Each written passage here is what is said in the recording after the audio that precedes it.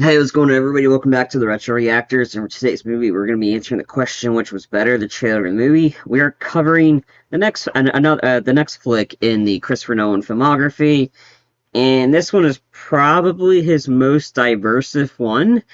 And this is the one we're covering, and his most diverse one in his filmography, and that is Tenet. Before we dive on in, we remind everybody to make sure to click the like and subscribe button on the YouTube page of the Entertainment Enthusiast 365 and follow us on Twitch, the Entertainment Enthusiast. So Tenet was after he just did this one after Dunkirk, and this one had some issues with it, not with the movie, but because this movie was supposed to come out in July 17th, 2020. And 2020 is when the COVID pandemic hit. So this movie got kind of released kind of awkwardly. No one wanted this to be in theaters. And the studio's like, you know what? Screw you. We're just going to release this in the midst of the pandemic so nobody can see it. This was because it got pushed till about sometime in August. Then they pushed it to September. Didn't necessarily make a lot of money. And the big reason is because the studio just gave Nolan the finger, and they decided to release this in theaters when nobody could see it.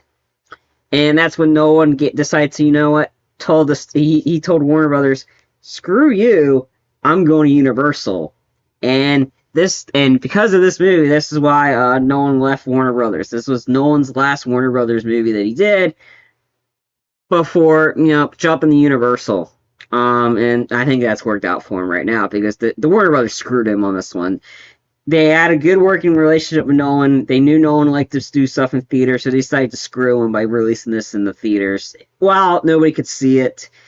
And unfortunately, because of the pandemic, this one didn't make a lot of money, but it's not the movie's fault. It's the studio's fault, man. It's the pandemic's fault. So, but I digress. We're not here to talk about that. We're going to talk about, does this add up? Does this pan out? Which is better, trailer or movie? Let's dive into this trailer and then give you my verdict and go into more in depth in this one. But this is definitely his most diverse one.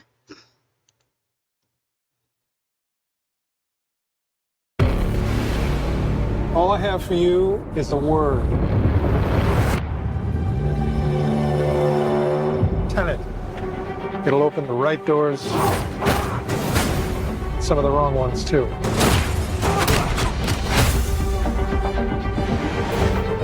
Use it carefully.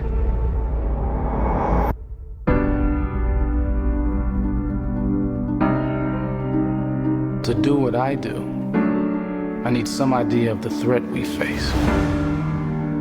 As I understand it, we're trying to prevent World War III. I'm not saying Armageddon here. No. Something worse. I gather you have an interest in a certain Russian national. Why'd you bring me in? You really want to know? He can communicate with the future. Time travel. No. Inversion. Aim it and pull the trigger. You're not shooting the bullet, you're catching it. Whoa. Well, I've seen too much. Well, we'll try and keep up. Your duty transcends national interests. This is about survival. Seems bold. Bold, I'm fine with. I thought you were going to say nuts. This is where our worlds collide. How would you like to die? Old. You chose the wrong profession.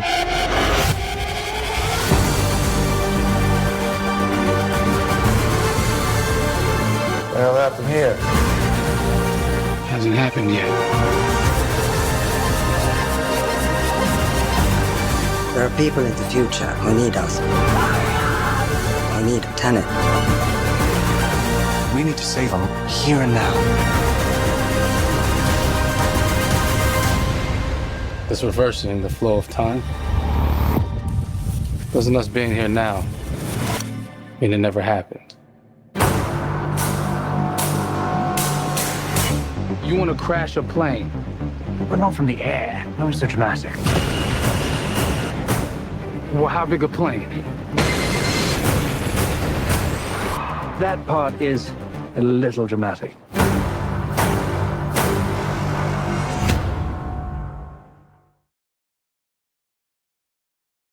Alright, I got the movie better than this trailer. I'll probably admit I'm probably one of those in the minority that actually enjoyed this movie. I didn't hate it. I enjoyed it. Is it confusing? Absolutely, it's confusing. When I watched this, I didn't see this in theaters in 2020. I think this one was one of those blind purchases. And I got this for Christmas, and this is one of the ones that I was like hoping to really like, all right, when I buy this, please work. And it was one of those blind buys, and this one worked. But at the time when I watched, yeah, like it was confusing, like picking up on all the stuff, which one's moving forward in time, which one's moving backwards in time. That's really like a favorite theme or idea that Nolan likes to use, and that's the word is time. So like that's how he likes to time, like usually theme his movies based on the idea of time. And this one is definitely that. So you at first when you're watching it for the first time, you're like, what the heck is going on? Why is that going forward? What's that going backwards? How's that interacting? Da da da da. I had a lot of those questions too, but but me being confused really didn't take away the enjoyment aspect of this movie for me. I enjoyed the performances. Like everybody was really good in this movie. Like I loved John David Washington, Denzel's son, as the protagonist. I thought he was really good. This was kind of like Nolan's spy-ish his kind of version of a spy movie, but with the idea of time. And so John David Washington was really good in this. I enjoyed, even though I don't like Robert Pattinson as an actor, I just do not like him. He didn't piss me off in this movie. I actually liked him, and I thought the chemistry with the protagonist and Neil, I thought that was really good. That one was really good. Elizabeth Debicki was really great in this too. And then Kenneth Branagh, fantastic villain. Like the performances, and Aaron Taylor Johnson briefly in this was really good. Like the performances were really good. The action sequences were really cool. Like that opening sequence of the Opera House. That was what I got to see the prologue for when I saw one of those. I think it was the Harley Quinn movie in IMAX. I got to see the prologue for this, and that's what like really sold me on this. And that whole idea of catching the bullet and stuff reversing in time. That stuff was really cool, and it looked really cool. But I think this is a movie that you like if you really like were confused by the first time but still enjoy it. You'll probably have to keep, the more you watch it, the more you'll be able to pick up, like, now I'm starting to get it. And I know most people don't want to watch something twice. This is one of those ones that you kind of really have to watch multiple times to really pick up everything in it. Now, like I said, I had the movie better than this one, but I'm in the minority on this one. Most people didn't care for it, but they thought it was too confusing, it was weird, all that kinds of stuff. But unfortunately, this came out in a weird time period because it came out in COVID, and the Warner Brothers just decided to screw over Nolan, but Nolan got the last laugh on this one. He won an Oscar with his next movie. But I enjoyed this one for what it was. I thought the visuals were really cool for this. Action sequences were really cool. Everything was just really cool and intricate and like something that no other directors really has the leeway to do, to take these types of risks like this. Something like that's like, this is a risky movie that most directors would just avoid. And like, I'm going to take the safe route. But as Nolan said, in Hollywood, you got to be able to take some risks, because is it always going to play out well for you? No. This one unfortunately didn't, but again, COVID really was an issue that really, if there was no COVID, this movie would have made a lot more money in theaters. Absolutely. I totally admit, there's no doubt in my mind that this movie was going to make a profit if it wasn't for the pandemic. Or if the studio decided to wait until when theaters started to fully open, maybe in 21, or the studio would have pulled the whole HBO Max and theaters thing and kind of screwed over a lot of stuff. So maybe if this one had come out maybe 22, maybe. Yeah, I think this one would have made profit, made the studio money. It would have been a bankable movie because it's a Nolan movie. Nolan's movies make money. This one just had the COVID thing that kind of impacted it.